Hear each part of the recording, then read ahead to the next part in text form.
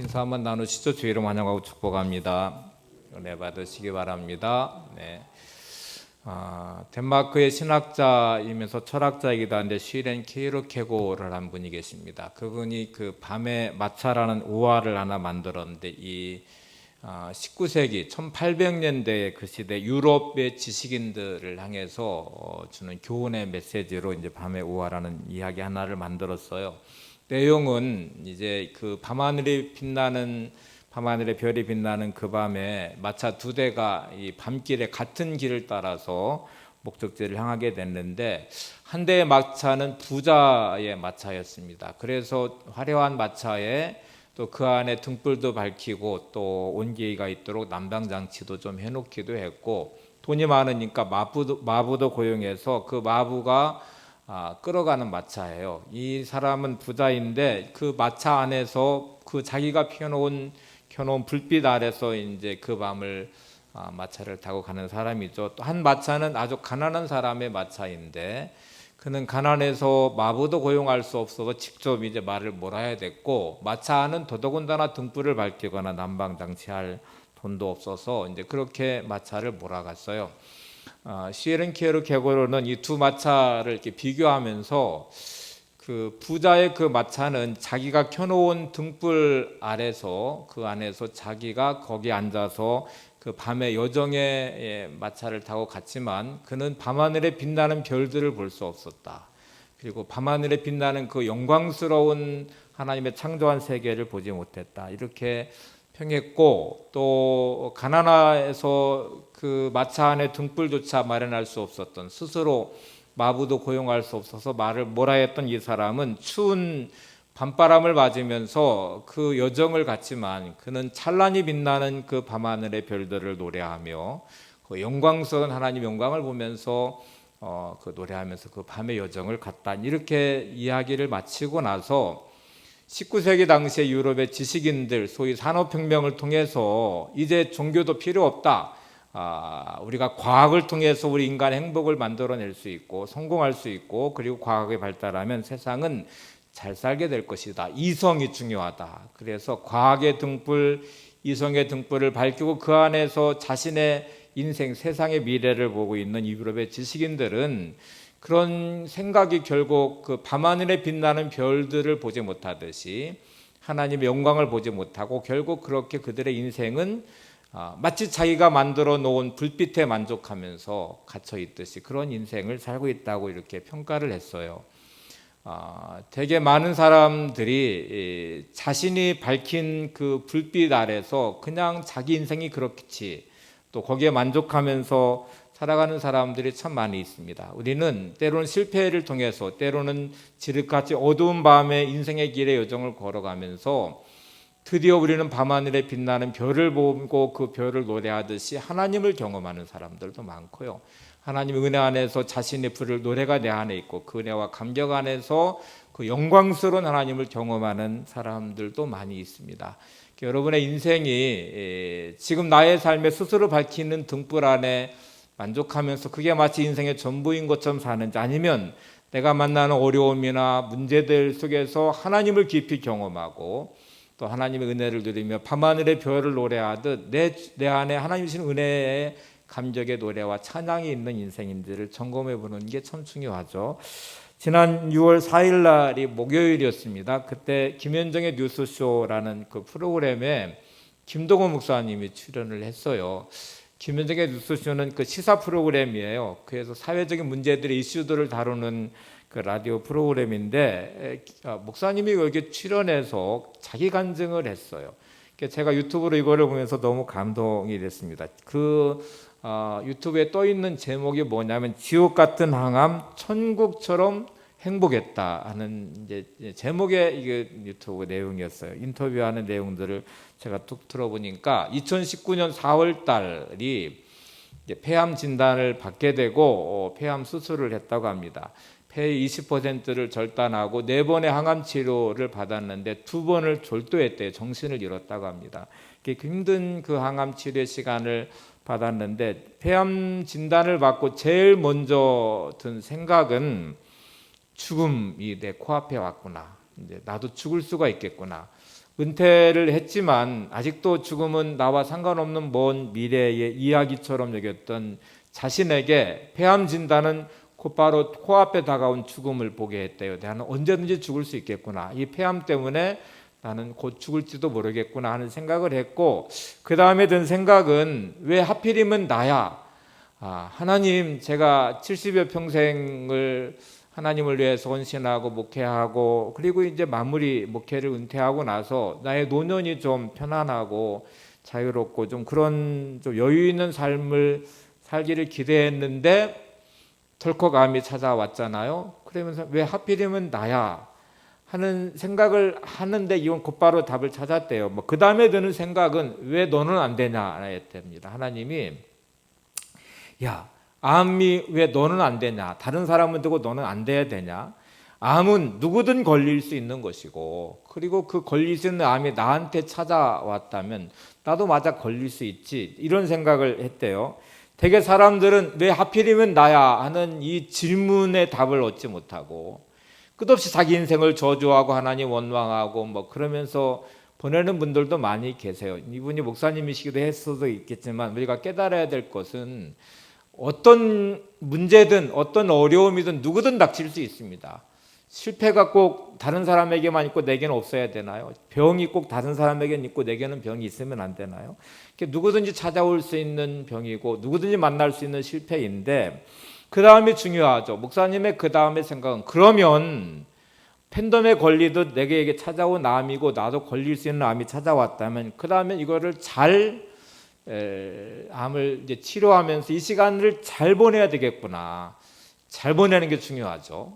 여러분이 닥친 현실을 아무리 부정해봐야 현실이 없어지는 게 아니니까 그 다음에 우리 믿음의 사람들은 그거를 잘 보내는 것이 중요합니다. 이거를 어떻게 하면 내가 만난 이 문제 가운데 잘 보낼 수 있을까? 내가 어떻게 하면 실패의 자리에서 잘 보낼 수 있을까?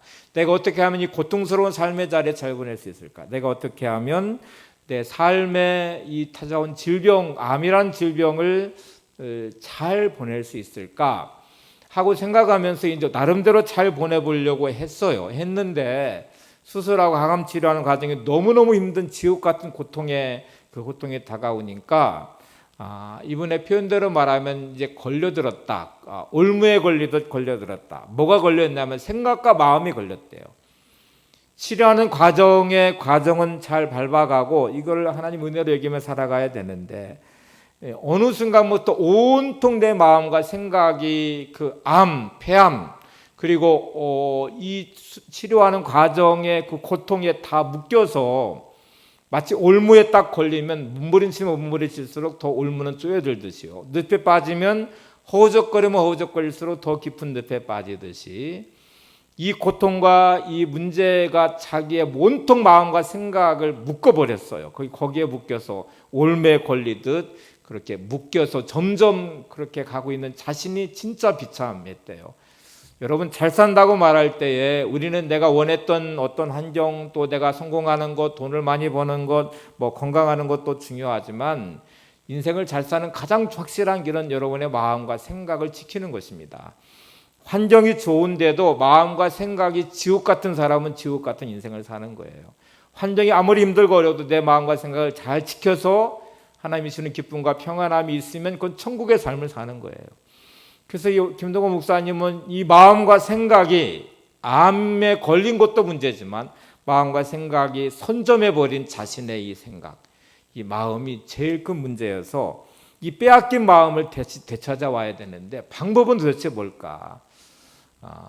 말씀을 묵상하는 것이더래요. 말씀으로 내 생각과 마음을 지키고 말씀이 내 마음과 생각을 선점하도록 하고 말씀이 내 마음과 생각을 지키도록 하는 것이 결국 이 올무에서 벗어나는 가장 확실한 방법이어서 이제 말씀 묵상을 계속하는 거죠. 여기에서 이제 벗어나서 하나님의 이 마음이 하나님 말씀을 통해서 내 마음이 지켜지기를, 또 말씀이 내 마음에 늘 흘러가고 생각을 지배해 주기를 소망하면서 말씀을 묵상했는데, 하나님이 주시는 계속 말씀을 묵상하다가 어느 날 이사야 40장 1절 말씀을 하나님이 주셨대요. 이렇게 되어 있습니다. 너희 하나님이 이르시되 너희는 위로하라, 내 백성을 위로하라. 하나님이 뜬금없이 이 감동으로 다가오면서 이 말씀을 나에게 주신 말씀으로 다가왔어요. 내 백성을 위로하래요. 하나님, 저 목회도 다 끝나고 이제 설교도 못해요. 제가 누구를 어떻게 위로할 수 있습니까? 하나님 백성을 어떻게 위로하라는 것입니까? 하고 계속 묵상을 하는데 하나님이 주신 또 다른 감동이 하나 있었어. 야, 네가 평생 말씀 전한 사람이었으니까 네가 암에 걸렸고 치료하는 과정에 네가 말씀을 보면서 깨달은 은혜가 있지 않느냐.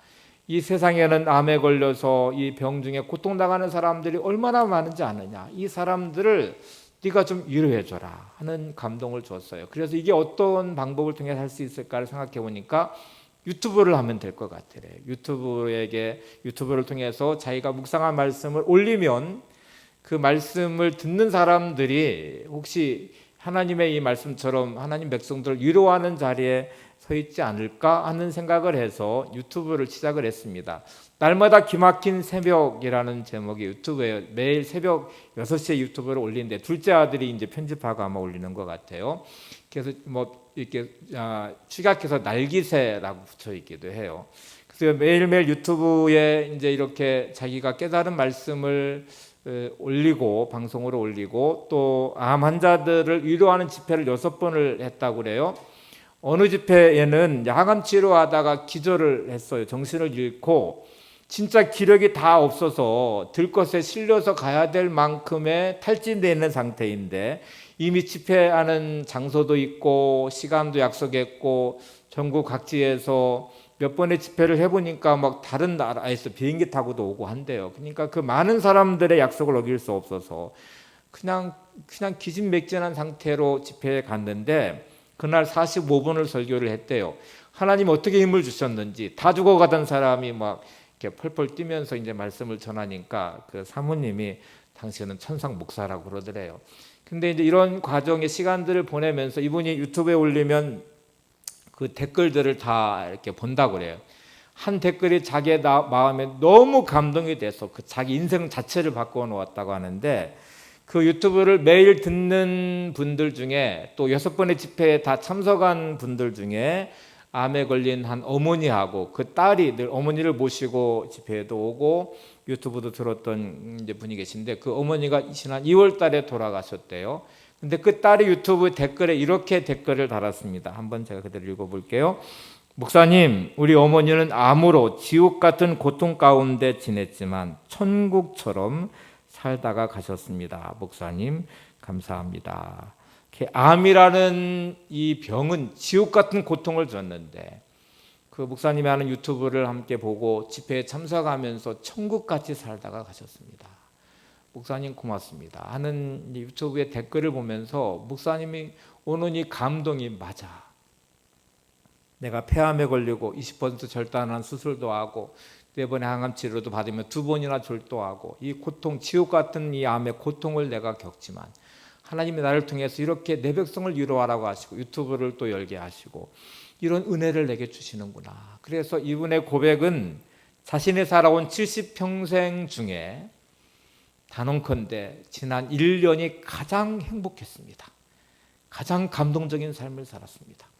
지난 항암으로 암 수술하고 그 지옥 같은 고통의 그 시간을 내가 보냈지만 단언컨대 나는 가장 행복한 시간, 가장 감동적인 시간을 보냈습니다. 여러분 유튜브 한번 찾아보시면 볼 수 있습니다. 그런데 제가 그분의 이야기를 한번 그대로 한번 인용해서 들려줘 볼게요. 화면 보시 같이 한번 따라오셔도 좋습니다. 제가 날마다 유튜브를 방송하기로 했을 때 한 가지 결심을 한 것이 있습니다. 이것을 계속하려면 매일 설교 준비를 하듯이 준비하면 지쳐서 오래 갈 수 없으니 부담 없이 말씀 속에서 내가 깨달은 은혜를 나누자 이렇게 생각하고 방송을 합니다. 그래서 내용은 마치 투박한 보리떡 5개와 같다는 것을 저는 압니다. 그런데 그 방송을 보면서 많은 사람들이 감동을 받습니다. 저는 보리떡 5개와 같이 투박한 말씀의 양식을 올렸는데 예수님께서 거기에 축사하셔서 오병이어의 기적과 같이 많은 사람들의 영의 양식이 되게 하는 기적을 날마다 저는 보고 있습니다. 이것은 저의 능력도 아니고 제가 한 것이 아님을 알기에 저는 날마다 이런 기적을 경험하면서 하루하루를 보내고 있습니다. 그래서 저는 감히 폐암은 지옥 같은 고통이지만 자신 있게 저의 지나온 모든 삶 중에 지난 1년이 최고로 행복하고 감동적인 시간들이었다고 말할 수 있습니다. 키에르케고르의 표현을 빌리자면 밤의 마차, 폐암이라는 밤의 마차를 타고 인생의 지난 1년의 그 시간을 보냈는데, 이 목사님에게는 밤하늘에 빛나는 별을 보고 노래하듯이 하나님의 영광을 보았습니다. 그리고 그 은혜를 누리면서 가장 아름다운 노래를, 가장 행복한 노래의 시간을 보냈다는 것이죠. 우리가 살아가며 등불 하나 없는 정말 칠흑 같은 어두움의 그런 삶의 자리에 내쳐질 때가 있어요. 그것이 질병이든 돈의 문제든 관계의 문제든 환경의 문제든, 이 지옥 같은 시간, 광야의 시간, 이 어둠의 시간을 보내면서 저와 여러분은 반드시 하나님의 영광을 경험하셔야 됩니다. 밤하늘에 빛나는 별을 보듯이 하나님을 바라보고 주님을 바라보고 주님 은혜 가운데 누구도 부를 수 없는 하나님이신 노래가 내 안에 있고 하나님이시는 평강과 기쁨이 있는 삶이 돼야 되겠죠. 자, 이스라엘 백성들은 이 밤의 마차를 타고 가듯 지나온 40년의 광야의 시간을 보냈어요. 그리고 이제 드디어 가나안을 앞에 둔 상태에서 두 번째 인구 조사를 합니다.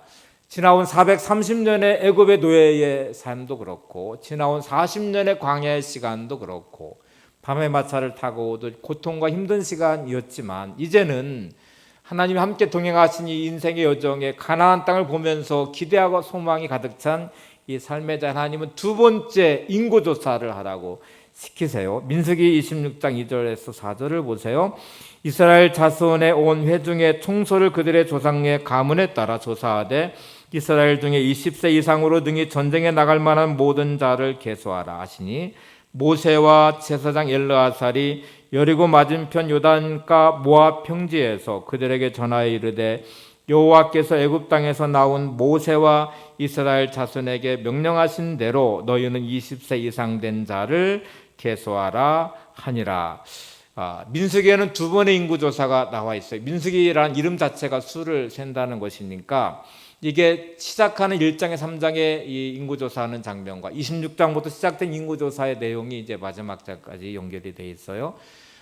첫 번째 인구조사는 목적이 아주 분명했습니다. 이제 군대를 조직해서 이 광야의 여정에 만나는 수많은 적들과 싸움을 해야 돼요. 그리고 행렬을 할 때에 군대의 조직을 통해서 12지파가 그 행렬을 할 때 주식적으로 해야 되기 때문에 이제 전쟁에 싸워야 될 군대 20세 이상 된 싸울 만한 사람의 숫자를 중심으로 계수를 하고 조직을 하죠. 두 번째 인구조사는 이제 가나안 땅에 정복을 해야 돼요. 가나안 땅이 비어있는 땅이 아니라 수많은 적들이 있고 그 적들을 다 물리치면서 정복해야 될 전쟁을 해야 되기 때문에 첫 번째와 똑같은 목적으로 전쟁을 위한 숫자를 계수했어요. 그래서 능히 전쟁에 나갈 만한 모든 자를 계수하되, 이렇게 분명하게 목적이 분명하죠. 첫 번째 인구조사와 두 번째 인구조사는 같은 목적이 있어요. 대상은 다르죠. 광야에서 만나는 적들을 상대할 첫 번째 인구조사, 이제 두 번째 인구조사는 가나안 땅에 있는 적들을 물리쳐야 될 전쟁을 위한 인구조사예요. 근데 첫 번째와 두 번째가 근본적으로 다른 점이 하나 있습니다. 첫 번째의 목적은 이제 전쟁을 위한, 또 조직을 해서 행렬을 위한 인구조사였고요. 레위 지파는 이제 성막을 중심으로 예배하는 예배 공동체의 인구조사였죠. 두 번째 인구조사는 이 전쟁을 위한 인구조사의 목적은 맞은데, 두 번째는 땅을 전쟁에서 이제 얻게 돼요. 그러면 그 땅을 분배를 해야 됩니다. 그러면 땅을 얻을 때 그 기업의 숫자대로, 그 체크하는 가문의 숫자, 지파의 숫자대로 땅을 배분을 해야 되거든요. 그래서 이 땅을 배분하기 위한 인구조사라는 두 번째 중요한 목적이 들어있어요. 오늘 읽은 민수기 33장을 보시면 50절부터는 정복의 과정에 대한 말씀을 하시다가 54절에 이렇게 말씀하세요. 너희 종족을 따라 그 땅을 제비 뽑아 나눌 것이니 수가 많으면 많은 기업을 주고 적으면 적은 기업을 주되 각기 제비 뽑은 대로 그 소유가 될 것인즉 너희 조상의 지파를 따라 기업을 받게 될 것이니라. 자, 여기 수가 많으면 많은 기업을 주고 적으면 적은 기업을 주고, 인구조사를 통해서 파악한 가문의 숫자, 지파의 숫자대로 땅이 숫자가 많으면 많은 땅을, 적으면 적은 땅을 주어라. 인구조사의 중요한 목적이죠. 첫 번째의 이 목적은 우리가 이제 민수기는 한 2번 정도 설교 남아 있습니다. 마침은 여호수아 땅의 정복 과정을 살피면서 아마 더 보게 될 것이고, 오늘 두 번째 좀 초점을 맞춰 보겠습니다. 이번 주 다음 주 이 땅의 분배 과정의 의미가 뭔지를 좀 보려고 하는데요. 자, 이스라엘 백성들의 가나안 땅을 주신 하나님의 목적은 너무나 분명합니다. 이건 우리에게 중요한 이유는 저와 여러분의 인생의 목적도 아주 선명하셔야 돼요. 내가 왜 사는지, 무엇을 위해 사는지, 하나님이 나의 삶의 목적이 뭔지를 정확히 알아야 인생을 바르게 잘 살게 되죠. 이스라엘 백성의 이 목적과 똑같습니다. 하나는 이스라엘 백성이 가나안 땅에 들어가면 이제 나라를 만들게 되잖아요. 이거는 그냥 나라가 아니라 제사장 나라가 돼야 돼요. 세계 열방에 하나님을 대표하는, 그리고 모든 민족의 이 복이 흘러가게 하는, 하나님께 연결한 중보자 역할을 하는 제사장 나라가 반드시 돼야 돼요. 이 목적을 상실하면 이스라엘 백성은 이 땅의 의미가 사라지게 됩니다. 그리고 거기 거하는 이 백성은 반드시 거룩한 백성이 돼야 돼요. 이 두 가지 목적이 상실되면, 제사장 나라가 되는 것과 거룩한 백성이 되는 것을 잃어버리면 하나님은 반드시 심판하시고, 심지어 그 나라도 빼앗으셨어요. 포로가 되고 나라를 멸망시키기도 했고, 다시 목적을 찾아서 회복하여서 다시 나라 포로 귀환을 통해서 다시 목적을 세우셨어요. 우리 인생도 똑같습니다. 하나님이 목적을 상실한 인생은 하나님 우리 인생을 살게 할 이유가 일단 없어져요. 거룩함을 상실한 우리의 삶은 하나님이 주신 사명을 절대로 감당할 수 없어요. 하나님은 이거를 너무 확실하게 분명하게 하셨습니다. 한번 보세요. 출애굽기 19장 3절에서 6절입니다. 모세가 하나님 앞에 올라가니 여호와께서 산에서 그를 불러 말씀하시되, 너는 이같이 야곱의 집에 말하고 이스라엘 자손들에게 말하라. 내가 애굽 사람에게 어떻게 행하였음과 내가 어떻게 독수리 날개로 너희를 업어 내게로 인도하였음을 너희가 보았느니라. 세계가 다 내게 속하였나니 너희가 내 말을 잘 듣고 내 언약을 지키면 너희는 모든 민족 중에서 내 소유가 되겠고, 너희가 내게 대하여 제사장 나라가 되며 거룩한 백성이 되리라. 너는 이 말을 이스라엘 자손에게 전할지니라. 자, 하나님은 아주 선명하게 출애굽 여정의 그 모든 과정에 하나님 어떻게 이들을 구원하셨는지를 분명하게 말씀합니다. 내가 너희들을 왜 구원해서 여기까지 인도했는지 아느냐? 내가 너희들을 왜 가나안 땅으로 인도하지 않느냐? 그러면 너희가 내 말을 지키고 그러면 내 언약의 백성, 내 소유가 될 것이다. 내 사람이 되고 내 백성이 될 것이고, 그리고 너희는 내게 대하 제사장 나라가 되어야 될 거다. 이 모든 세상이 다 내게 속해 있는데 너희는 제사장 나라가 되고 거룩한 백성이 돼야 된다 하고 말씀, 반드시 이걸 전해라. 이 하나님의 아주 선명한 말씀이에요. 여러분, 이스라엘 백성이 이 목적을 상실해 버리면 가나안 땅의 의미가 사라지게 됩니다. 다시 표현하면 저와 여러분에게 하나님이 주신 인생의 목적이 있어요. 우리 인생을 왜 하나님이 나의 인생을 지켜주셔야 되는가? 하나님이 왜 나의 삶의 지경을 넓혀주셔야 되는가? 하나님이 내 소원을 왜 들어주셔야 되는가를 물어보시고 그 답을 하나님의 제사장 나라가 되게 하기 위해서 그래. 하나님의 거룩한 백성이 되게 하려고 그래. 이 목적이 내 안에 분명하게 있어야 돼요. 여러분이 원하는 땅, 가나안 땅 같이 원하는 목적, 원하는 것들의 목표가 도대체 뭔가요? 되게 많은 사람들은 부자 되고 싶어해요. 되게 많은 사람들은 출세하고 싶어해요. 되게 많은 사람들은 성공하고 싶어해요. 그런데 그 생각 속에 하나님이 없어도 괜찮아요. 하나님이 주신 사명이 없어도 괜찮아요. 그냥 내가 잘 먹고 잘 살면 될 것 같아요. 하나님이 없는 가나안 땅, 하나님의 목적을 잃어버린 상실된 내 삶의 인생과 나의 삶의 가정과 내 직장과 사업과 내 삶의 자리는 하나님의 뜻과는 맞지 않습니다. 하나님의 목적과도 맞지 않습니다. 여러분이 아무리 부자가 되고 아무리 성공하고 아무리 잘 산다고 말을 해도 하나님의 이 목적이 들어있지 않는 여러분의 인생, 여러분의 가정, 여러분의 삶의 터전은 이미 하나님의 목적을 상실한 인생이에요. 하나님이 지금 이스라엘 백성들을 향해서 두 번째 인구조사의 중요한 목적은 너희들의 주어질 이 땅의 기업을 이제 숫자를 세어서 많으면 많은 땅, 적으면 적은 땅을 줄 것이다. 다음 주에 이제 경계를 분명히 하셨거든요. 그 경계에 대한 말씀을 드릴 것인데, 이제 이 목적이 제사장 나라가 돼야 되고 거룩한 백성이 되는 거예요. 그러면 가나안 땅이라는 이 땅은 어떤 땅이어야 되냐면 그들의 소유지가 아니고 사역의 자리여야 됩니다. 내가 얻어서 살아갈 내 소유의 땅이 아니고 내가 사명을 감당하기 위한 땅이어야 돼요. 그들의 소유지가 아니라 선교지여야 됩니다. 다시 정의하면 여러분의 인생, 여러분의 가정, 여러분의 삶의 터전은 반드시 선교지여야 돼요. 선교지가 돼야 돼요. 하나님이 주신 사명을 감당하는 자리가 돼야 돼요. 이 레위기 18장 18절에 보면 가나안 땅이 절대로 좋은 땅이 아니에요. 그 땅은 얼마나 타락한 땅인지, 거기 사는 가나안 사람들이 우상 숭배가 가득하고 성적인 타락이 가득하고 심지어 욕망과 욕심과 탐욕이 얼마나 흘러가는지, 자식까지도 인신제사, 사람을 자기 자식을 죽여서 제사를 드릴 만큼 그렇게 욕망이 가득한 타락한 땅이에요. 레위기 18장 18절에 그 땅이 얼마나 타락했는지 내가 다 그 거민을 토해내고 싶다 할 만큼 하나님이 정말 보기 싫어하고 증오하는 모든 것들이 들어있는 그 땅인데, 하나님은 그 땅을 이스라엘 백성들은 뭐라고 말씀하시냐면 젖과 꿀이 흐르는 땅이래요. 아니, 그 땅은 타락한 땅인데, 범죄한 땅인데, 우상숭배가 가득한 땅인데, 얼마나 타락했는지 하나님이 역겨워서 다 토해내고 싶은 땅인데요. 애굽 땅과 같이 그냥 발로만 밟으면 물이 막 되는 땅이 아니라 하늘이 비를 내리면 다 흡수하는 땅인데요.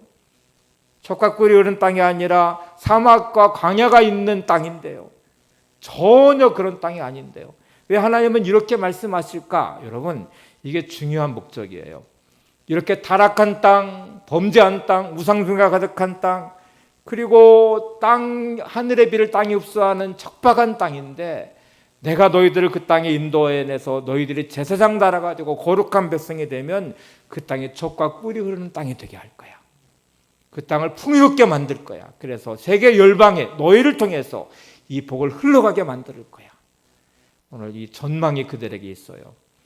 대단히 중요한 부분이에요. 젖과 꿀이 흐르는 땅은 지금 그런 땅이라는 게 아니고 이스라엘 백성들 통해서 그런 땅으로 만들어서 하나님의 꿈을 이루시겠다는 거예요. 하나님 목적을 이루시겠다는 거예요. 여러분, 지금 내 삶은 척박한 땅, 죄가 가득한 인생, 우리 가정, 내 삶의 터전일 수 있습니다. 하나님은 우리를 부르셔서 말씀하세요. 네가 거룩한 제사장 나라가 되고 거룩한 백성이 되라. 너의 인생에 젖과 꿀이 흐르는 인생이 되게 해라. 너의 가정이 젖과 꿀이 흐르는 가정이 되게 해라. 너의 삶의 터전이 젖과 꿀이 흐르는 삶의 터전이 되게 해서 너 제사장 나라와 같이 하나님의 그 복을 흘러가게 만들어라. 하나님의 그 은혜가 흘러가게 해라. 나의 꿈이 너를 통해서 이 세상 가운데 이루어지게 좀 만들어라 하는 이 하나님의 꿈이, 하나님 아버지의 꿈이 우리 인생에 담겨져 있어요. 그런 의미에서 이스라엘 백성은 제국을 만드는 꿈이 아니라 제사장 나라를 만드는 꿈이 있어야 돼요. 다음 주에 땅의 경계를 세우신 이유가요, 제국의 꿈은 영토를 확장해 가는 거예요. 무한대로 확장해서 우리나라를 넓게 만들어서 그 땅을 취하는 거죠. 그런데 하나님은 그런 제국의 꿈이 아니에요. 경계를 분명히 해서 선을 넘지 말도록 하셨어요. 그 좁은 영토 안에 살지만 그러나 이 민족이 제사장 나라가 되면 젖과 꿀이 흐르는 땅이 되게 만들면 세계 열방의 복의 통로가 될 것입니다. 세계 열방을 통해 하나님의 은혜를 흘러가는 민족이 될 것입니다. 우리 인생이 아무리 초라한 듯 보여도 삶의 경계를 만들어 놓으신 데 삶의 경계가 때로는 초라하고 비참하게 보여도 하나님 앞에 여러분이 제사장 나라에 대한 비전을 가지시고 거룩한 백성의 꿈을 가지시면 하나님 여러분의 인생을 젖과 꿀이 흐르는 인생으로 만드실 것입니다. 하나님이 쓰시기 위해서 그런 것이죠. 2000년 전에 예수님이 유대 땅에 오셨어요. 근데 그 땅은 로마의 지배를 받는 로마 제국의 이 제국의 꿈이 이루어지는 자리였어요. 점점 나라가 확장돼가는 로마 제국이 모든 나라를 지배하기 시작했고 모든 나라를 점령하기 시작했고 그 안에 정복당한 나라의 이 유대 민족은 피눈물을 흘리고 그 안에 고통당하고 슬픔이 있고 눈물이 있고 애통함이 있는데 로마가 내세운 기치가 뭐냐면 팍스 로마예요. 로마의 평화. 로마가 지배하는 제국에는 평화가 이루어질 것이다 라고 말하지만 아니요, 평화가 이루어지지 않죠. 그 그 안에 고통당하는 수많은 사람의 눈물이 그 안에 들어있어요. 슬픔이 들어있어요. 그래서 이 유대 사람들의 꿈은 다윗과 같은 메시아를 통해서 로마 같은 제국을 만들고 싶어 했어요.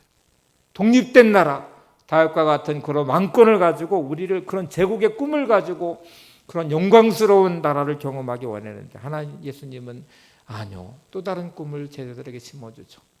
세상에 그런 나라의 꿈이 아닌 하나님의 나라. 모든 사람이 행복해질 수 있는 나라. 모든 사람의 마음에 하나님의 나라가 이루어질 때 오는 그런 하나님 나라의 꿈을 제자들에게 심어주고 또 다른 나라의 꿈을 주셨어요. 여러분 우리의 이 마음속에 제국의 꿈과 같이 나는 돈 많은 벌어 부자가 돼야지. 나의 삶의 영토를 넓혀서 지경을 넓혀서 나는 제국과 같이 그런 영광스러운 삶을 살아야지. 아니요. 하나님은 여러분을 향해서 그런 꿈이 아니라 제사장 나라가 되라. 거룩한 백성이 되라. 너를 통해서 하나님의 은혜가 흘러가고 복이 흘러가는 그런 삶이 되고 가정되고 그런 삶의 터전이 되라. 이렇게 오늘 우리에게 또 다른 꿈을 주십니다. 손봉호 교수님이 세상을 살아가는 가치에는 두 가지 가치가 존재하는데 하나는 공유가 불가능한 배타적 가치라는 게 있고 또 다른 하나는 공유가 가능한 이타적 가치라는 게 있어요. 여러분 배타적 가치의 대표적인 것은 돈하고 땅입니다. 돈과 땅은 정해져 있어요. 이게 무한대이지 않아요. 여러분 돈은 정해져 있어요. 화폐는 그 총량이 정해져 있어요. 그래서 어떤 사람이 재벌이 되고 많이 가지면 가질수록 한쪽에는 굶주림의 사람이 많아질 수밖에 없습니다. 이거는 함께 공유가 불가능한 이런 꿈을 가진 사람은 나는 재벌이 될 거야 해서 무한대로 돈을 막 벌고 벌어서 내것 하다 보면 한쪽에는 굶주림의 사람들, 돈에 의해서 신음하는 수많은 사람들이 생기고 그래서 이 신자유주의의 지금 특징이 빈부격차가 엄청나게 벌어지고 있어요. 한쪽에는 음식이 남아 돌아가지만 한쪽엔 기아로 굶주려 죽어가고 있어요. 한쪽에는 부유함의 극치가 달해서 평생 써도 못 쓸 만큼 많지만 한쪽에는 돈이 없어서 신음하고 있는 사람들이 있어요. 제국의 꿈도 마찬가지. 땅도 한정돼 있는데 세상의 역사는 끝없는 제국의 꿈들이 작용했어요. 그래서 수많은 전쟁이 일어나게 되고 나라가 확장돼 가면서 수많은 사람의 생명을 죽이고 핍박하고 억압하고 그러면서 그 제국의 꿈 안에 너무나 많은 사람들이 신음하고 눈물을 흘리고 고통당하고 있어요. 여러분 우리가 살아가는 데 삶의 가치가 이런 이 배타적 가치에 물들어 있으시면 안 돼요.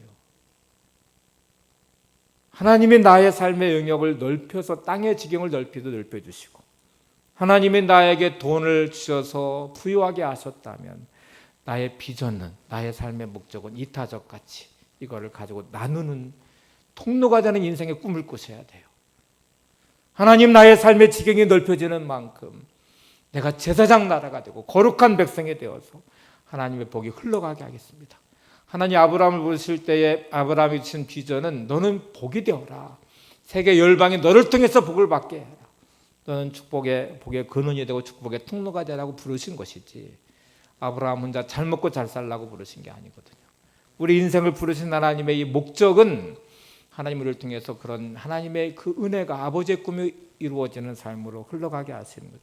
이타적 가치라는 건 소유가 무한대로 확장이 돼도 나눌 수 있는 가치예요. 다시 좀 표현하면 여러분 지식이라는 것 그것이 쌓이고 쌓인다고 남의 지식을 빼앗아 오는 건가요? 그렇지 않죠. 지식이 쌓이면 쌓일수록 선한 영향력이 생기게 되고 그 지식으로 많은 사람들을 유익하게 할 거예요. 의사가 의술이 더 좋아져서 막 그래서 좋은 의사가 되는 것은 그러면 다른 의사의 기술을 뺏어오는 게 아니거든요. 좋은 의사가 된 건 더 많은 생명을 살리는 거예요. 좋은 음악가가 된다는 것은 더 다른 많은 사람들에게 행복한 음악을 들려주는 것이죠. 이게 이타적 가치라는 것이거든요. 소유하면 소유할수록 더 많은 사람을 이롭게 하는 것인데 근데 어떤 사람은 이타적 가치를 가지고 배타적 가치로 가는 사람들이 많아요. 자기가 가진 지식을 독점해서 부를 축적하고 다른 사람의 인생을 억압하는 사람도 많아요. 자신이 가진 권력을 가지고 자신이 가진 기술을 가지고 이 배타적 가치로 올라가는 사람들이 많아요. 어떤 사람은 배타적 가치를 가지고 있지만 그 삶을 통해서 이타적 가치로 많은 사람을 유익하게 하는 사람의 삶을 사는 사람도 많아요. 자, 그러면 나를 한번 보세요. 나는 내가 지금 추구하는 거는 돈을 많이 벌어야 돼. 좋아요. 나의 삶의 지경이 넓어져야 돼. 좀 더 넓은 집으로 갔으면 좋겠어. 삶의 영역이 넓어지기를 원하는 것도 좋아요. 그러면 여러분의 꿈은 그것입니까? 거기에 만족하시는 건가요? 여러분의 삶의 영역이 그렇게 끝나기를 원하시나요? 그건 하나님의 꿈이 아니에요. 하나님의 기대가 아니에요. 내가 어느 자리에 있든지 하나님, 이곳이 나의 삶의 제사장 나라가 이곳에 거룩한 하나님의 사람으로 서서 하나님의 통로가 되기를 원합니다. 자, 이 마음이 있으시면 요셉과 같이 노예로 팔려가도 거기가 중심이에요. 하나님이 그곳에 역사하실 거예요. 감옥 안에 갇혀도 거기가 중심이에요. 하나님이 그곳에 역사하실 거예요. 하나님 함께 하시면 형통함이 있을 것입니다. 다윗과 같이 광야로 쫓겨난 도망자여도 괜찮아요. 그곳에 하나님이 계실 겁니다. 하나님이 역사하실 거예요. 내가 지금 몸이 아프고 나는 가난하고 나는 못 배웠고 삶의 영토가 작아. 아니요, 하나님, 여러분 그곳에서 하나님은 시작하실 것입니다. 여러분이 이 꿈을 가지시면 이 여러분의 삶은 적과 꿀이는 땅으로 만드실 거예요. 그리고 하나님 여러분을 통해 일하시기 시작하실 것입니다. 여러분, 이런 통로가 되는 삶의 이 비전이라는 것이 이제 인생을 어떻게 바꾸는지를 보세요. 앞에 제가 김도건 목사님 이야기를 했으니까 또 한번 이분 이야기를 들려줘 볼게요. 이분이 목회를 하실 때에 교인들 중에 뭐 다양한 교인들이 있죠. 그 중에 사업하시는 분이 한 분 계신데 직원이 한 200명쯤 되는 분이래요. 근데 얼굴에 막 근심이 가득하고 막 울상이고 찡그리고 그래서 집사님 왜 그래요? 무슨 일 있어요? 그랬더니 지난달에 저 헛수고했습니다. 그러더래요. 사업했는데 헛수고했다는 말이거든요. 그래서 왜 헛수고했어요? 그랬더니 한 달 동안 막 사업을 해가지고 벌은 돈이 직원 200명 월급을 주고 세금을 내고 내니까 내가 나한테 돈 들어오는 돈이 하나도 없어요. 제가 지난달에 헛수고했어요. 그러더래요. 그래서 목사님이 정색을 하고 집사님 왜 그게 헛수고예요? 집사님이 큰일 하셨잖아요. 집사님이 사업을 해서 200명의 직원을 월급을 줬잖아요. 그 직원의 딸린 가족까지 생각하면 1000명의 사람들을 집사님 사업을 해서 그들의 삶을 살리신 거잖아요. 세금을 내서 국가에 애국을 하셨잖아요. 그 정도면 충분한 사업의 가치가 있는 거 아니에요? 사업의 목적이 돈 많이 벌어서 잘 먹고 잘 살다. 그건 예수 믿는 사람의 가치가 아니죠. 내가 사업을 해서 나는 통로가 돼야 되지. 여기서 일하는 많은 사람들을 살리는 일을 하잖아요. 200명의 직원을 월급을 줬잖아요. 세금을 내서 국가에 애국을 했잖아요. 이런 가치로 살면 하나님이 집사님의 그 삶의 영역에 적과 꿀이 흐르도록 그렇게 인도해 주시지 않겠어요? 꿈을 좀 바꾸세요. 가치를 좀 바꾸세요. 근데 이 집사님이 잘 알아들었대요. 잘 알아듣고 그 다음부터 어깨가 막 이제 뽕이 들어간 것처럼 으쓱거리면서 야, 나는 200명의 직원을 살리는 사람이야. 나 먹여 살리는 사람이야. 나는 그 가족까지 하면 1000명이 넘는 사람을 내가 먹여 살리고 있어. 나는 세금 많이 내서 나라에 애국하고 있는 사람이야. 이런 가치가 있으니까 사업할 마다 하잖아요. 사업에 의미가 있잖아요. 살아갈 이유가 분명하잖아요. 온통 세상의 사람들은 제국의 꿈을 꾸고 재벌의 꿈을 꾸고 그것이 삶의 목적이라고 말하지만 나는 그런 정도가 아니야. 예수 믿는 저와 여러분은 그런 정도가 아니죠. 우리는 세상을 살리는 사람들이에요.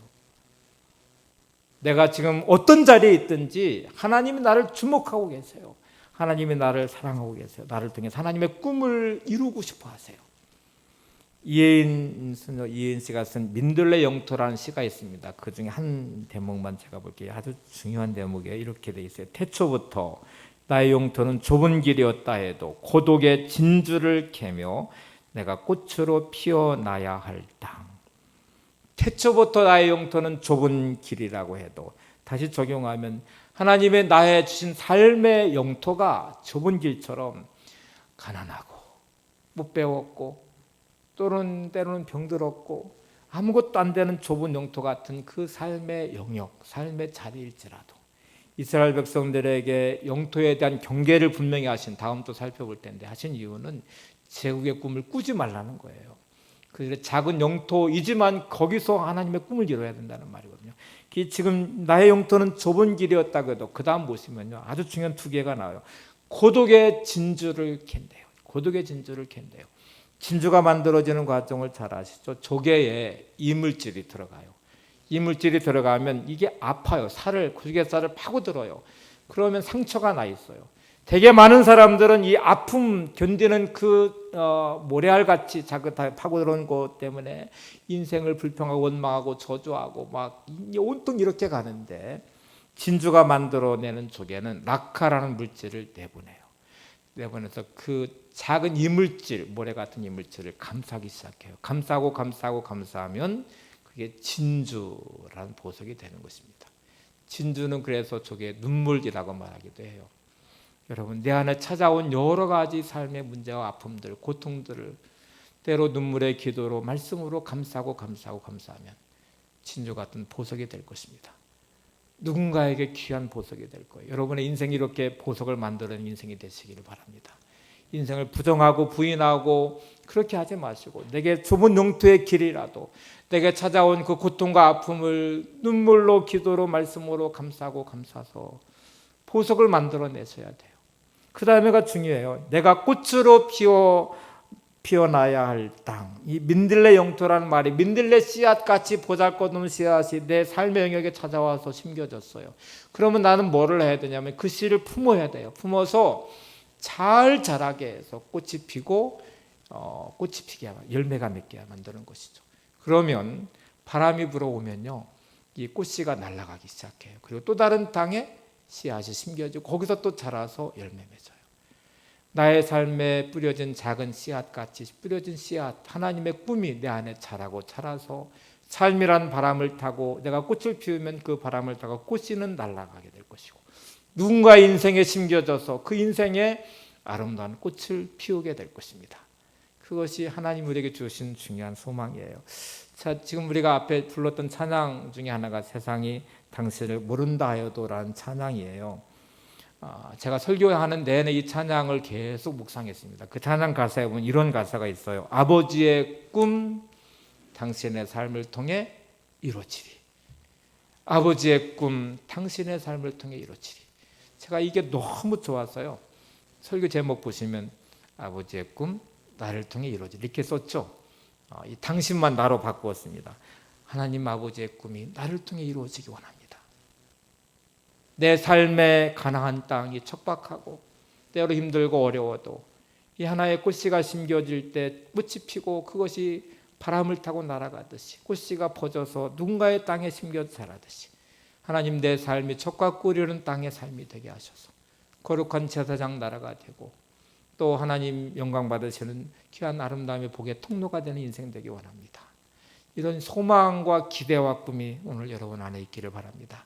이 찬양 가사의 첫 번째 보시면 세상이 당신을 모른다 해도, 아무도 주목하지 않는 인생, 가장 초라한 듯 보이는 세상에 아무도 모르는 그 인생이어도 이렇게 가사 보시면 주님은 그 이름 마음에 새겼네. 주님의 마음에 여러분의 이름이 새겨져 있습니다. 요셉과 같이 형제들에게 팔리고 부모에게 잊혀져 있고 아무도 주목하지 않은 잊혀진 존재의 그 인생이 노예이고 감옥 안에 갇혀도 하나님의 마음속에 요셉의 이름이 새겨져 있어요. 그리고 그의 삶을 세워가셨어요. 오늘 우리 인생 안에 이런 은혜가 흘러가기를 원합니다. 아무도 주목하지 않은 초라한 듯 보이는 내 인생이어도 주님의 마음에 내 이름이 새겨져 있지. 하나님 아버지의 꿈이 오늘 나를 통해 이루어져 가지. 내가 그런 자리에 서야지. 내가 그런 삶을 살아야지. 아무리 초라한 듯 보이고 누구도 주목하지 않아도 나는 그런 하나님의 사람이지. 좀 이런 영적 자부심과 확신과 믿음을 가지시기 바랍니다. 제가 마지막으로 문구 하나를 만들었어요. 함께 꼭 나누고 싶어서 오늘 설교를 좀 요약하는 듯한 문구인데 한번 같이 보시고 이걸 하나님의 음성으로 좀 들으시면 좋겠습니다. 하나님 우리에게 이렇게 말씀하시는 듯해요. 같이 한번 보세요. 너의 삶의 꽃을 피워라. 젖과 꿀이 흐르는 땅을 만들어라. 너를 통해 세계 열방이 복을 받도록 그 은혜를 흘러보내는 제사장 나라 거룩한 백성이 되어라. 그래서 잃어버린 영혼들을 향한 나의 꿈을 너를 통해 이루기를 원한다. 여러분의 삶에 하나님이 심겨준 이 말씀의 씨앗에 꽃을 피우시고 여러분의 삶이 젖과 꿀이 흐르는 땅을 만드시고 거룩한 제사장 나라 거룩한 백성이 되셔서 이 세계 열방에 하나님의 꿈을 흘러보내고 이루어가는 멋진 하나님의 사람들 되시고, 이것이 나를 가슴 뛰게 하고 오늘을 살게 하는 힘이 될 수 있기를 바랍니다. 세상이 당신을 모른다 하여도, 한번 다시 가사만 같이 다시 한번 보세요. 세상이 당신을 모른다 하여도 주님은 그 이름 마음에 새겼네. 세상이 주 이름 모른다 하기에 오늘도 그 이름 열방에 새기리. 땅의 모든 끝이 주께 돌아오게 되리. 잃어버린 영혼들을 향한 아버지의 꿈, 당신의 삶을 통해 이루어지리. 세상이 당신을 모른다 하여도 주님은 그 이름 마음에 새겼네. 세상이 주 이름 모른다 하기에 오늘도 그 이름 열방에 새기리. 오늘 이 가사가 여러분 가슴 깊이 새겨주시고 하나님 아버지의 꿈을 이루시는 삶이 되시기 바랍니다.